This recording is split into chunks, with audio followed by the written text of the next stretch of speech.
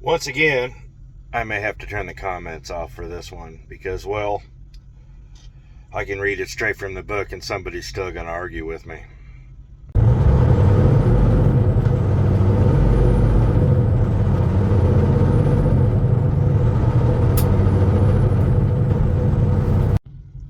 So I got in a stupid argument, which I shouldn't.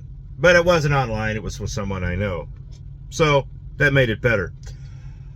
And it was about adverse driving conditions. And I got to thinking about this, and I was like, we're getting a lot of things wrong. Well, like, I just got this wrong. I just looked. I forgot to go in the sleeper berth last night. They've been cracking down on that. We'll talk about that here in a bit. But changing your duty statuses, adverse driving conditions, and proper PC usage. And exempt. You know, so those four things. And so I had a guy I know start talking about, you know, he's going to be running late, he's hitting rush hour traffic, says, well, I can just do the 2-hour exemption. I said, no, you can't. In fact, they specifically said rush hour traffic, normal traffic, which is normal that time every day, you can't use. Well, he got into it with me, and I said, you know what? I said, what you're trying to do is, it can't work. And he said, yes, it is. And I said, you know what? I said, you've brought this up so many times, I'm going to look it up. So I did. So we start in 395-1, subpart A, general driving conditions, B. Let me show you. It says driving conditions, adverse driving conditions except provided in paragraph H2 of this section.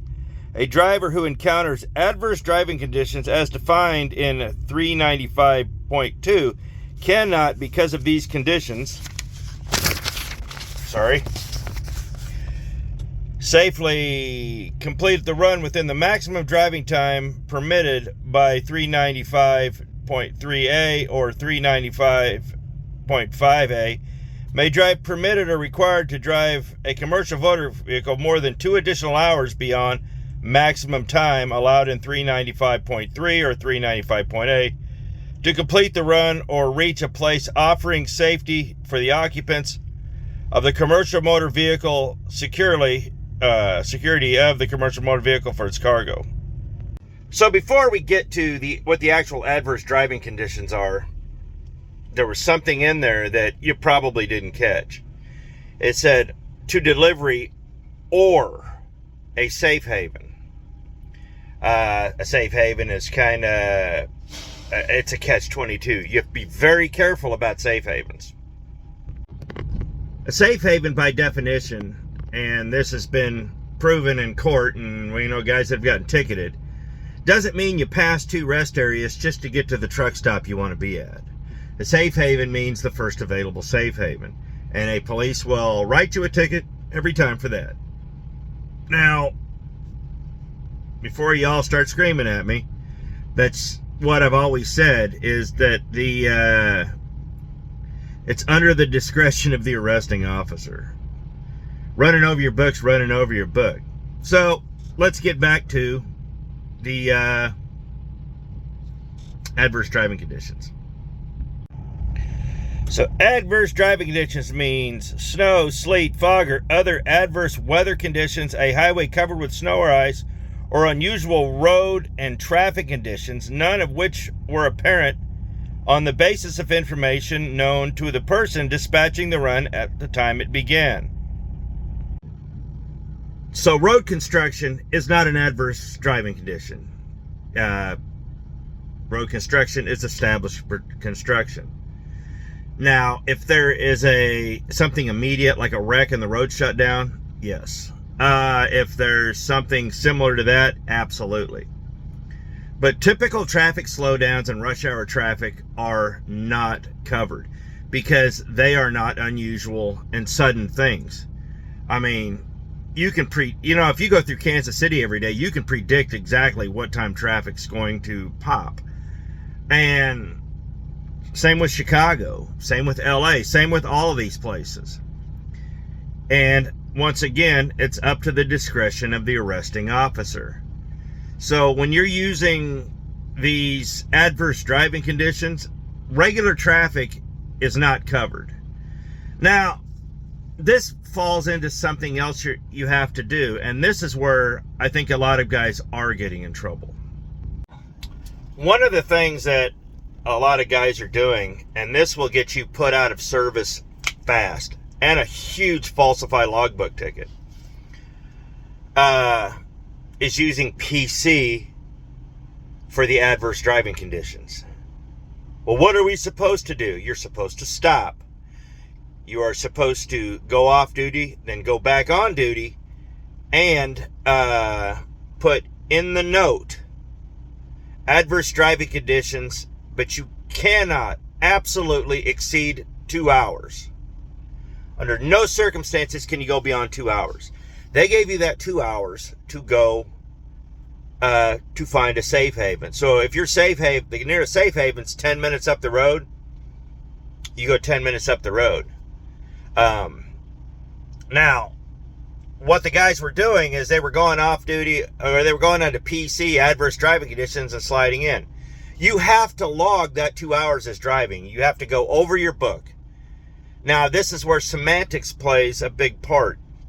You, just like when you're going on Exempt, you absolutely have to have the proper notations in there. 2 hours off duty exemption as per 395-1 section. It sounds stupid, it really does. But Exempt has to have it, and your 2 hours over has to have it. And I'm going to tell you right now, in 25 years of driving, I have never used my 2 hour exemption. So, you know, sometimes when you shut down, you just have to look and see what's happening, and then you just have to shut down. But that's just me. So, let's talk about the PC. Now, I did forget to mention something. I looked at it and realized that I needed to clarify something here. When you read 395.3 or 395.5, this is property carrying vehicles. This is passenger carrying vehicles. They do have different hours of service. So I needed to clarify that before somebody said, oh, you didn't tell us what those mean. Well, you could easily look them up, but I thought I would, yeah. All right, so I found this on the FMCSA website. The following are examples of when operating a CMV is considered off-duty. Time spent for a driver en route to lodging, such as motel or truck stop, to restaurants and entertainment facilities. Commuting between the driver's terminal and his or her resident, between trailer drop lots and the driver's residence, and between work sites and his or her residence. In these scenarios, the commuting distance is combined with the release from work and start work times must be allowed the driver to enough time to obtain the required restorative rest to ensure the driver is not fatigued. The time spent traveling to nearby reasonable safe locations to obtain required rest after loading or unloading. The time driving under personal conveyance must allow the driver adequate time to obtain the required rest in accordance with the maximum off-duty periods under 49 CFR 395.3 Section A, subsection 1, property carrying vehicles, or the passenger carrying vehicles. Moving a CMV at the request of a safety official during a driver's off-duty time. That would be if a cop tells you to move. Time spent traveling in a motor coach without passengers en route to lodging, such as a motel or truck stop. These are buses. Time spent transporting personal property while off duty. Authorized use of a CMC to travel home after working in an off-site location. So basically, if you got a work truck and you've been released of duty, you can drive home off duty. The following examples of uses of a CMV that would not qualify as personal conveyance and therefore are required to be recorded as driver time. The movement of a CMV in order to enhance the operational readiness of a motor carrier. For example, bypassing available resting locations in order to get closer to the next load or unloading point on the scheduled motor vehicle destination. It's furthering your load. You can't do that.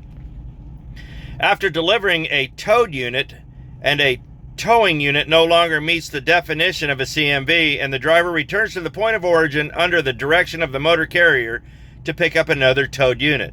So basically, if you drop a trailer, you can't PC back to the origin and pick up another trailer for work. That bobtail back has to be on duty. You can't bobtail back, pick up another trailer, and go on duty again. Continuation of a CMV trip in interstate commerce in order to fulfill a business purpose, including bobtailing or operating with an empty trailer in order to relieve another load or repositioning a CMV, tractor or trailer, at the direction of the motor carrier. So basically, you're positioning equipment anywhere. You can't do that. Time spent driving a passenger carrying vehicle, CMV, while passengers are on board. On-duty drivers are not considered okay, that's a bus. Time spent transporting a CMV to a facility to have vehicle maintenance performed. I can't go from the truck stop here to the terminal off duty. Being placed out of service for exceeding the maximum periods permitted under 395 time. Spent to location to obtain required rest unless so directed by an enforcement officer at the scene. Time spent traveling to a motor carrier's terminal after loading or unloading from a shipper or receiver. Time spent operating a motor coach when luggage is stowed, passenger have disembarked, and the driver has been directed to deliver the luggage. So, there's only one gray area in there. And this is the one that we fought over, was delivering, unloading or loading the delivery or pickup part.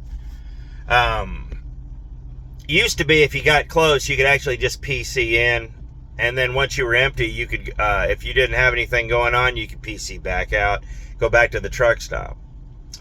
That is such a gray area. I don't know anybody that's still doing it. What we usually end up doing is going to the customer, showing us being there, then PCing back to the place where we have to park. Too early for delivery, no unload, PC back to truck stop, safe haven, whatever, to wait for appointment time. And then, of course, everything comes down to noting. What are you noting? And here's another one that gets people in a lot of trouble. The one that gets people in a lot of trouble is going to your home terminal. You cannot PC to your place of business. It doesn't matter where you're at. Now, I'll tell you right now, I can leave the terminal and PC all the way to the house. And if my load's back up here, the stupid thing is, I can't PC back. Absolutely not. If the load's at the terminal, I can't be back. It doesn't matter where the load is. If I'm going to the shipper, I can't, because it's a new load. It's not a pre-existing one. I cannot PC back. Basically, if it's anything work related, even the maintenance, and this is where a lot of guys get in trouble. If I go over to Kenworth right now and I buy a part for this truck, by definition, I don't care if I buy a hubcap for it, that has to be on duty. And usually if it's a nice day and I need to go down to Kenworth to get something, I walk because I don't want to deal with it. Everything's geotagged now and located, and they know where you're at. But if you have to go down there and buy stuff for the truck, that they consider that business, whether it is or not. I've been hit on it a couple of different times, and I was like, nope. I just went down there to buy a T-shirt. I went down there for my own personal business. And this is a gray area that you would probably have to go to court to win if you got a ticket. So be very careful of that. We've had multiple drivers get popped. I'm going home for the weekend. Oh yeah, you taking the truck home? No, I'm taking it to the terminal. My car's at the terminal. If a DOT officer ever asks you if you're going to the terminal, well, no, I can't tell you to lie. Just don't ever admit to anything. Just tell them I'm headed home. You know, it's going home for the weekend. And, you know, part of the problem with a lot of these drivers, and like I said, I'm not telling you to lie. You got to be straight with these guys. They expect you to lie. But most of these drivers end up hanging themselves. Do not, under any circumstance, ask questions, try to argue with the officer, or try to reason your way, or volunteer any information. None. Zero. Nothing. Chances are, if you don't volunteer any information, he's probably just going to let you go with a warning. If you volunteer information, you're probably going to get put out of service. I mean, it sounds ridiculous to say it this way, but I'll tell you what, nothing will piss you off more than being 10 minutes from the house out of service. So, just a little food for thought. Now, egg exempt will get a few guys in trouble, not as many as you'd think, but it'll get a few guys in trouble. Now, the FMCSA has a logging device fact sheet here. I'm not going to go through read it because I'm starting to get a headache. But it's online. It's really easy to read, and it's pretty self-explanatory. It's 3 pages. Now, we all know about the 150 air mile rule and all that, and you know, nobody's got a problem with that. It's basically guys get in trouble with the commodity they're hauling. It has to be, basically, in a nutshell, it has to be bulk, unprocessed stuff. It can't be packaged for household use. It can't be processed. It can't be any of that. You can haul apples. You can't haul applesauce, even if they're in bulk. They've been processed. I can haul bins of rice. I can't haul rice after it's been boxed for household use. It was kind of the weirdest thing, like even hauling hazmat. I couldn't haul I could haul big totes of bleach and I could haul totes of bleach and had to placard it. But once they put the bleach into household units, I didn't have to placard it. It was the weirdest thing. Batteries were the same way. As long as they put a piece of cardboard between each layer of used batteries and did it, I didn't have to, placard it. Just stupid, weird semantical rules, and it would benefit a lot of people if they would sit here and read these rules before they go completely nuts and get themselves in a lot of trouble. But, yeah.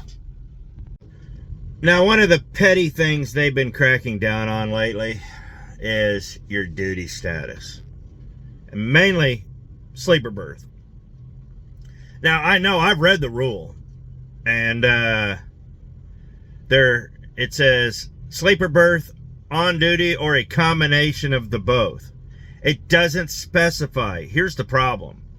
They're making the argument, which is a technicality, and I think it's a very stupid argument, that because you're in a truck and you're actually the sleeper, you need to be in the sleeper. And I said, for every time I get up and go into the back, I said it'd be on and off, on and off, on and off, on and off, on and off, on and off. And if you wanted to do it correctly, and it's such a stupid argument. If you were to actually do it the way they want. And here's the thing. So if you get out of the sleeper because you have to go to the bathroom, you have to go off duty to go inside, because if you stay on sleeper and a DOT guy sees you get out of the truck and you go back, and then he wants to see your logs later, because if you're in a sleeper and they bang on the damn door, don't even get up, don't even answer. Whatever you do, do not break this plane. Do not. And if you put your butt in this seat, they will write you up because suddenly you're in the driver's seat, you're considered on duty. It's happened. And these are some petty things that the DOT has been doing lately. If you want to sit down in the passenger seat. Do not even touch the driver's seat. But truthfully, if your curtains are closed and they're banging and you know it's a DOT officer out there,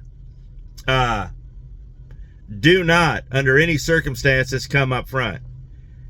And if you're in the back, pop your little vent, say, what do you want?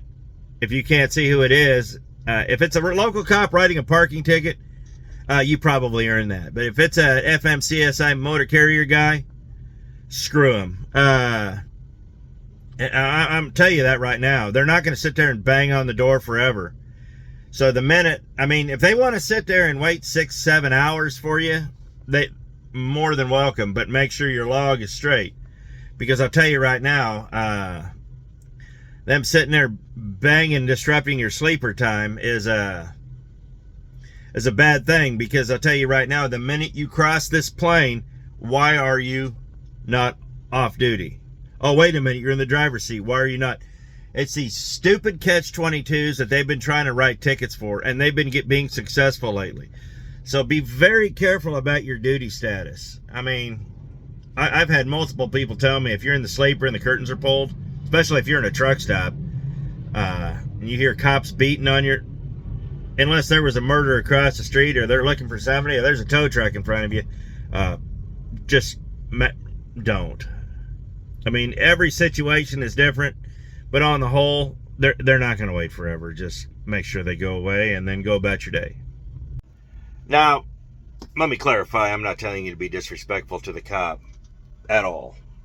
It's just, I am sick and tired of these guys playing these games, like trying to give you a DOT inspection in a parking lot on private property. Absolutely not.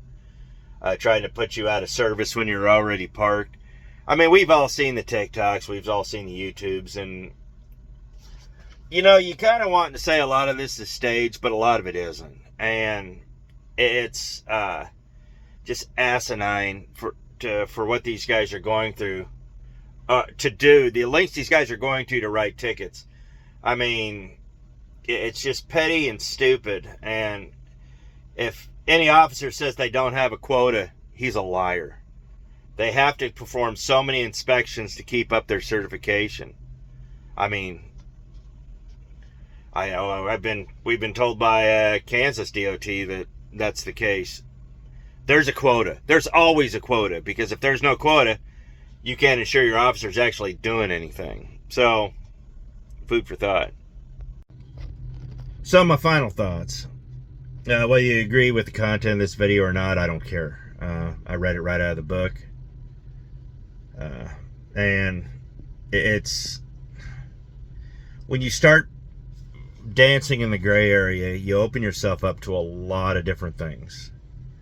You open yourself up to a lot of trouble. Basically, plan your trips, stay out of trouble. Don't park where you're not supposed to park. Like I said, in 25 years, I've never used the 2-hour exemption. The only time I've ever actually intentionally gone over my logbook was when I went to the wrong shipper and wasted an hour and a half and had to go another hour and a half to go pick up something else. And I ate it. And I knew I'd be in trouble if I got caught. But you know what? I drove over my log because it was 100% my fault. And yeah, dispatch thought it was funny. Safety thought it was funny, but they didn't like it. But that's the point. The fines and penalties right now have gotten so prohibitively expensive and so serious that even a warning can do great harm. And I need to figure out one of these days how to fight those FMCSA points and those warnings, because you can. And I'll tell you why. I did read somewhere that you can, and I've been looking. I need to look into it.